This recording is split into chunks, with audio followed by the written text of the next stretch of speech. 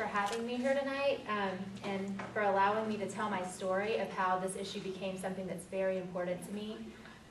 When I was more politically active as a college student and chair of college Republicans, I never imagined that I'd be speaking to a group of Republican women about this issue because I didn't even know that it existed.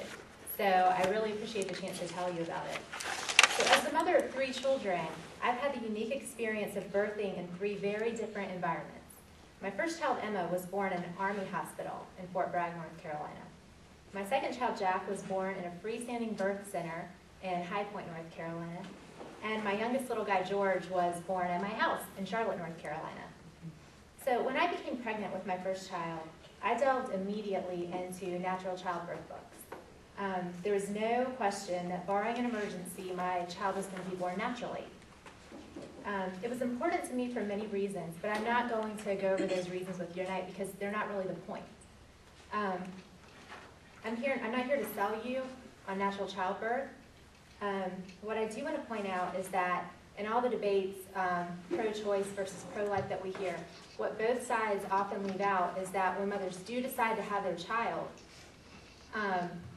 they're often forced into this medical model of childbirth, and not all women agree with that, and not all women, it doesn't fit everyone's views or beliefs. And I think that I'm just so proud that the North Carolina Republican Party has put this issue as part of their official platform so that we can decriminalize certified professional midwives.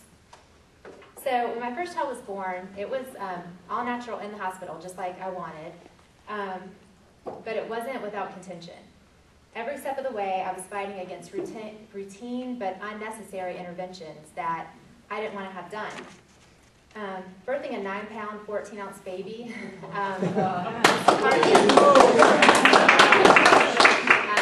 that's hard enough without having your midwife glaring at you because you waved away the anesthesiologist when he came by to offer you an epidural.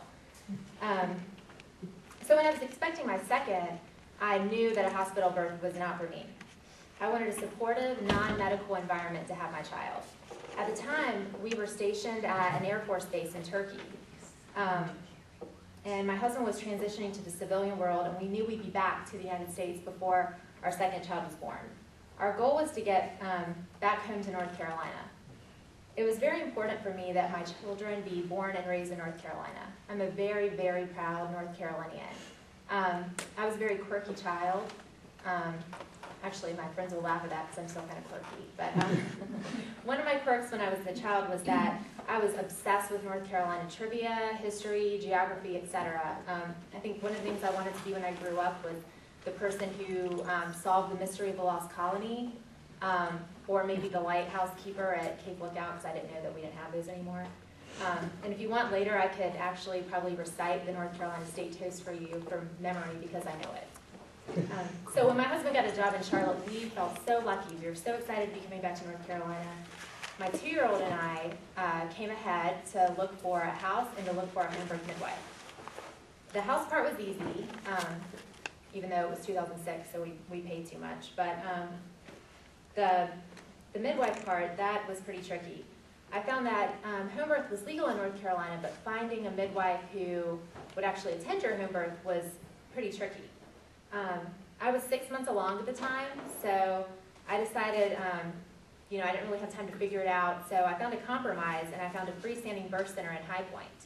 It was one of only 2 of its kind at the time, and I'd be able to birth in a home-like atmosphere and go home the same day.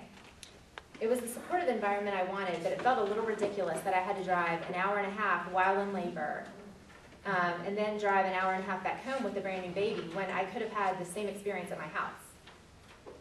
So by the time I got pregnant with my 3rd child, we had lived in Charlotte for a couple of years, and I had met a couple of people who had had home births, so I knew that it was possible.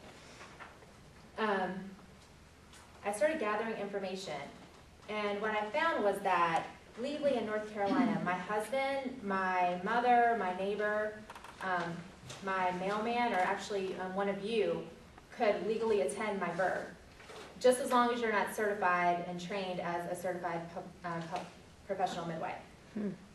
Certified nurse midwives are okay, but there are only a handful of them in the state who are allowed to, or who attend these births, and none of them were in my area. So I was really confused because the home birth opponents said that home birth was unsafe. I disagreed, but either way, home birth is legal. So wouldn't it be safer to recognize these certified professional midwives and allow them to attend home births? I was also really irritated, angry, and most of all, I was really disappointed in North Carolina. Certified professional midwives practice legally in South Carolina, Virginia, Florida, Texas, Colorado, actually 26 states. All states that I could have moved to, but I didn't want to move to those states. I wanted to live in North Carolina. And not only are certified professional midwives not recognized in North Carolina, but North Carolina is one of only 10 states that outright prohibits them. So I felt really betrayed by my state. And I still was able to have my home birth. Charlotte's close to South Carolina, and I knew that very well because when my husband got his job in Charlotte, I had a lot of people tell me, oh, you should go move to South Carolina where the property taxes are lower. But I said, no. I want to live in North Carolina. I'm not living down there. So, you know, I kind of had to tuck my tail a little bit as I crossed the border to go get my prenatal care, where certified professional midwives are legal. And my midwife there, she took me on a great personal risk because she could have been arrested for attending my home birth. And so I felt very lucky that she was willing to take that risk, even though I just think it's crazy that that's even an issue. The prenatal care that I received from her was just heads and shoulders above the prenatal care I had received from, you know, the military hospital or even at the birth center. She spent, you know, at least an hour with me per visit. She knew my diet, she knew my activity levels, she knew my mood, all things that are really important to the health of the mother and the child, and things that are often overlooked in a traditional setting. The birth itself was also just, it was so peaceful and wonderful. It was the best experience I could have asked for. My husband was there, my children were able to be there since it wasn't at a hospital. And then even though he was born at 10:30, when my neighbors across the street saw the cars and figured out what was going on, there were no you know, hospital rules that, you know, it wasn't visiting hours, and they were able to come over, which some people maybe wouldn't have liked, but I thought it was really fun, and we had a really good time. But it shouldn't have been so hard. Home birth is legal and home birth is safe if you have a highly trained birth attendant. So it really should be a simple issue. We just need to legalize and recognize these certified professional midwives. So thank you for supporting the decriminalization of certified professional midwives, and I hope that together we can work to make North Carolina a state that supports safe and accessible childbirth for all mothers and children. Thank you.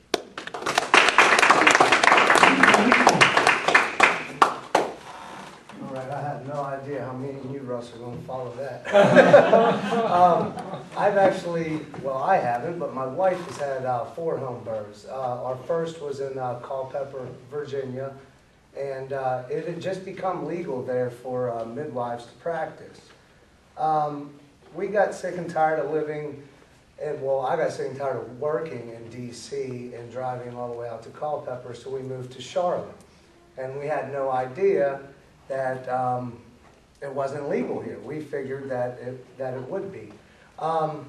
We found out that it wasn't, and we went through a lot of the same stuff, but we were able to have 3 more children at home, and my wife will tell you that she would have made me do it myself and not gone to the hospital because she did not want to. I've had friends, and we have friends, me and my wife, that have just told us, you know, some horrible stories from the hospital. Maybe that's why she wouldn't want to have those children there. But, you know, I'm sure there's a lot of women that would just be terrified of having a child at home. And I think that's completely fine, too. I think if you want to have your baby at a hospital, I completely and totally understand that and respect that. But we've had, we have a different approach, and it's mainly up to her. You know, happy wife, happy life. You know? It goes really well. All of our births have been, you know, excellent. I usually feel more exhausted by the end of it than she does. and the midwives tend to, you know, poke fun at me for that. But after we had our third, we had heard of some midwives that had been arrested in some issues along those lines. And we had attended some rallies up at the Capitol. And, you know, we wanted to support it in every way we could. So my friend Donovan, who I've been friends with since I was, I don't know, probably 3 years old, he develops websites. So he started this website for me called midwifeadvocates.org. And sorry for my voice. The Panthers game yesterday was just atrocious. And but anyways, back to the subject. We decided that we just wanted to support midwives in any way we could, anybody to be able to attend a home birth, and to champion all causes for choices in birth. We put the website together, and we didn't really do anything with it for about a year. And then at the Republican convention this year, I'm very involved in politics. That's my main thing, is supporting Republican candidates. And the more conservative, the more likely you are to get any support from me. If, you know, rhinos, not so much, but, you know, if you're Tea Party, you're real conservative, you're a Reagan, Goldwater conservative, you've got my support. And I spend so much time on that I haven't had any time for this issue. But at the convention, my friend Donovan said, you know, they're amending the family values platform. You said you were going to say something about that a while back. And I said, yeah, I guess I did. He said, well, go up there and say something. So without anything planned, you were supposed to submit anything you want to change the Republican Party platform with in writing before you announce this. So without anything, I just said, all right, whatever, man, I'll walk up there. So I walked up there, and the chairman was nice enough to help me through it and allow me to bring forth this amendment. And the response was overwhelming. I would say we probably had about 85% of the people in the room, delegates from all across the state, that were supportive of just decriminalizing certified practicing midwives. However you want to look at it, just giving more choice. We all know what we're facing with Obamacare, and less choice is not better health care. And not being able to have a certified practicing midwife, or even a lay midwife, or a certified help me out, Russ. Certified nurse midwife. Nurse midwife, which is very difficult, and Russ could probably get a lot more into that. It's very difficult for them to practice because they have to have an OB or a doctor that will back them up with insurance. And with tort and all this, you've got these high insurance costs. So there's maybe, he'll give you the numbers, there's a few doctors in the whole entire state that will actually support a certified nurse midwife to come out to your birth. So I got the platform changed, and we have been really hoping to get Russ's bill heard, and we weren't able to do that this time. But that's why I'm here today, to try to get more support from all across the state, and from especially Republicans, because we want choice. We don't want, you know, top-down health care. And if there's anything the opposite of top-down, it would be an at-home birth like my Savior was born, you know, not in a hospital. So thank you very much for listening. And if we could get your support, if you know people that are active in the Republican Party, if any of you are delegates or you know delegates, please tell them to consider that. Check out my website. Check out the things that Russ is doing. And I appreciate the time. Thank you.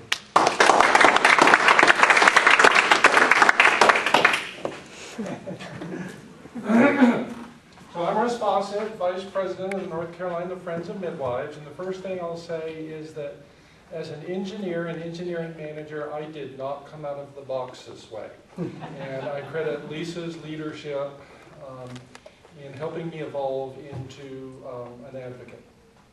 Now, my organization is one of the largest consumer advocacy organizations working on midwifery at the statewide level in the United States. And I will tell you that the significance of my organization is a direct reflection of the lousy job that we've done supporting families and mothers who choose midwifery care in the home setting for birth. Indeed, in the last 20 months, we've evolved into probably the most hostile state in the United States. We've had 4 criminal prosecutions and 1 cease and desist order. And while absolutely in every state in the United States, a woman may choose the home setting for birth and may choose who attends her. The folks, organized medicine, who oppose home birth and want to control all aspects of maternity care, they try and suppress it by denying you access to care. And all that does is degrades safety. When you do not have an adequate number of trained and credentialed midwives to meet the need, you will have elevated rates of planned unattended birth. You will not manage intrapartum transport, so about 10% of planned home births end up going to the hospital. Here in North Carolina, our certified professional midwives, who are the primary caregiver, cannot provide vital information to the hospital in a transfer. Women fear hostility and antagonism when they do. And the certified professional midwives, if they advise that birth is not going normally, we should go to the hospital, they're going to do that. And they're going to make that suggestion, and transferring seamlessly information can be vital to the outcome. And because of the environment, we've got about 30 certified professional midwives in the state. Probably about 1/3 of them are practicing. And those 30 certified professional midwives could serve about 1,000 women a year in North Carolina. There is only one way for any state to cultivate a safe and supportive environment for home birth, and that is to enable certified professional midwives. We very much and fully support certified nurse midwives. They should work autonomously. They should not be bound to mandatory contractual agreement with an obstetrician. But you cannot solve home birth with certified nurse midwives. We do not produce them with the intention of producing home birth midwives, and most don't want the job. So that's why my organization, while we've maintained our support for the North Carolina affiliate of the American College of Nurse Midwives, our focus is on certified professional midwives because we have to address home birth. Let me spend a minute on the philosophy of midwifery policy. And so very, very scholarly thinking. Well, to begin with, it begins with the mother and the recognition that she must maintain sovereignty and her rights of self-determination in choosing her setting for birth and who attends her, and that is sacrosanct. Now, very scholarly thinking at both ends of the political spectrum will end up at the same place, and they will say, we protect her rights to choose who attends her and where she gives birth, but in the interest of public safety, we like to have a regulated option, and therefore voluntary licensure is most perfect. 2 states in the U.S. have that, Utah and Oregon. Very, very different states philosophically. They both have voluntary licensure. Now, the leadership of midwifery in the U.S. will say, we understand the thinking and the philosophy behind voluntary licensure. However, if you can solve every problem, particularly the access to care problem, with mandatory licensure of certified professional midwives, then you've met the needs of the mothers and you've done everything you can for public safety. 23 states have mandatory licensure, including all of our neighbor states of Virginia, Tennessee, and South Carolina. Now, 2 states legally recognize certified professional midwives by statute, but do not issue them a license and do not regulate them. That would be Missouri and Maine. And both of those outcomes were the result of opposition from the medical societies in their respective states. And those are fascinating political intrigue. In fact, both Lisa and I have spoken at the Capitol in Jefferson City, Missouri, when all this was taking place, and it was all very exciting. So our legislative plans, we had terrific bipartisan bill sponsorship for our bill in 2011. We went through the Legislative Committee on New Licensing Boards. We passed unanimously, but the focus was really on the budget and this new General Assembly. And so we just, we didn't lose, we just didn't finish. Now, we were eligible in the short session, and we did some tremendous advocacy, and we were heard in the House Health and Human Services Committee, but there was no vote taken. That was basically a signal to all the stakeholders that this General Assembly has interest in this issue. In fact, Lisa spends more time than I do on Jones Street in Raleigh. And in fact, when session starts, she'll be there every week.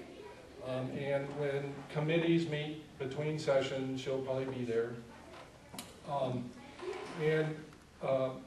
many occasions, we hear from legislators and legislative assistants that the Friends of Midwives is the most authentic and effective grassroots organization working on Jones Street, which is very pleasing to us. We're very optimistic. And in fact, we had a meeting with leaders of the medical society a few weeks ago. And what we told them was, right now today, we've got enough votes to pass the House. We've got enough votes to pass the House Health and Human Services Committee. We have some uncertainty in the Senate, but we've got some strong champions. And most of our champions are expected to return. And so we're very excited about that. We intend to have our bill language. We may put in several bills in the long session, both a licensure bill as well as a decriminalization bill. And we'll see which one has most success. So that's our plan. We really are optimistic that if we can get the grassroots advocacy and really connect with the legislators, that we'll be the next state in the U.S. to cultivate that safe and supportive environment for families that choose home birth. And I think that's enough. Anybody have any questions? What's the difference in the price at home and the hospital?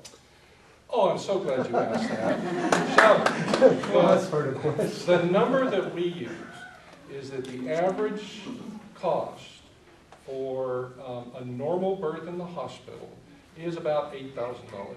About half of that's for the care provider, about half of that's for the hospital. For your global care at home, prenatal care, labor and delivery, and home postpartum care for planned home birth is on the order of $2,500, so about 1/3 the cost. Now, the C-section rate for a planned home birth is about 4%, so of that 10% that transfer to the hospital during labor, 4 of 10 of those end up having a cesarean section. Comparable women who plan a hospital birth, it's 20%, so 5 times higher. The cost of a C-section is about 15 to 20K. So Professor David Anderson, who's a professor of economics at Center College in Kentucky, said, you know, right now about 1% of women choose the home setting for birth, about 1% choose birth centers, and the rate's increasing. It's accelerating significantly. If we move those to 5% and 5% in the U.S., that the U.S. would save $9 billion a year. My mother used to be a midwife, and she worked for Dr. McGurney, and she would send her out to the poor people to have the babies, and then she had to come back and give it information to her to send to Raleigh. How does it work with a midwife today? Birth certificate. Birth certificate. Yeah. The families have to go to the Hall of Records and fill out the birth certificate themselves. They need a proof of pregnancy that they have to go either to the health department or to their physician to say, yes, indeed, I was pregnant, and the baby was born, and here's this. And one of the problems with that is that the birth certificate data does not get filled out correctly. And so, and that's a key source of public health information. And if your data is not right, you don't know what's going on in your state. And so there are a variety of problems with that. Does insurance pay for this? Sometimes yes, sometimes no. Depending on. It depends. And I don't have a good sense for the frequency. I know we had 3 home births. Didn't insurance reimburse all 3 times? Yes, Yes. partial. But it, you know, it's a little tricky thing, because if she's a certified professional midwife,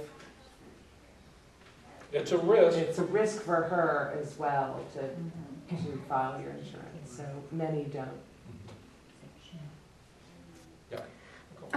Could you go over, do you know, you were talking about how the midwives have been penalized, and what were some of the cases, incidences, and how, like, did they serve jail time or what? Sure. So, and this is public information. One of our most senior and favorite midwives, Amy Midland, she's been attending North Carolina families for decades. One of her clients, who was a terrific homebirth client, had a precipitous birth of a stillborn baby at home before Amy arrived. So they had actually transferred to the hospital before the midwife showed up. The mom did not want to disclose that she was planning a midwife-attended home birth. Law enforcement threatened her with child protective services for her other children if she did not disclose and confirm that she had prenatal care.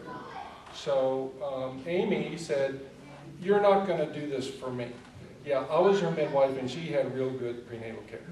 So that was the first event that happened in January of 2011, something, February of 2011. After that,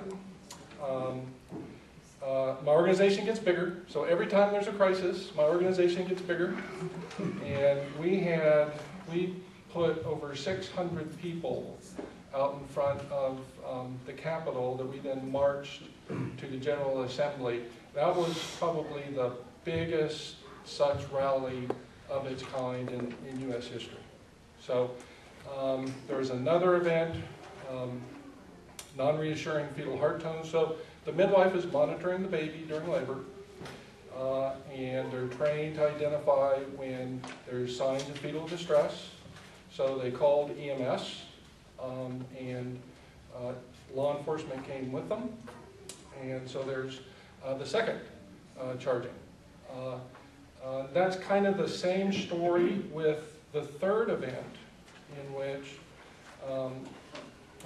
there was concern, and I forget the details here, and law enforcement arrived with EMS, and both the midwife and the doula were both charged with practicing midwifery without a license.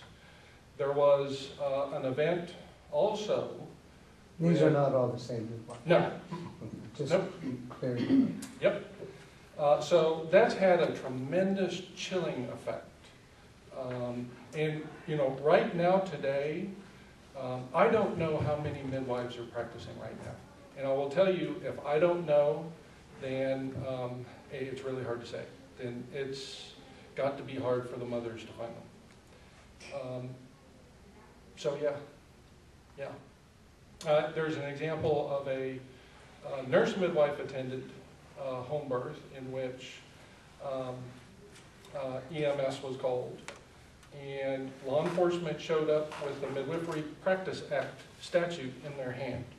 Wow. If that's not a signal of hostility, I don't know what is.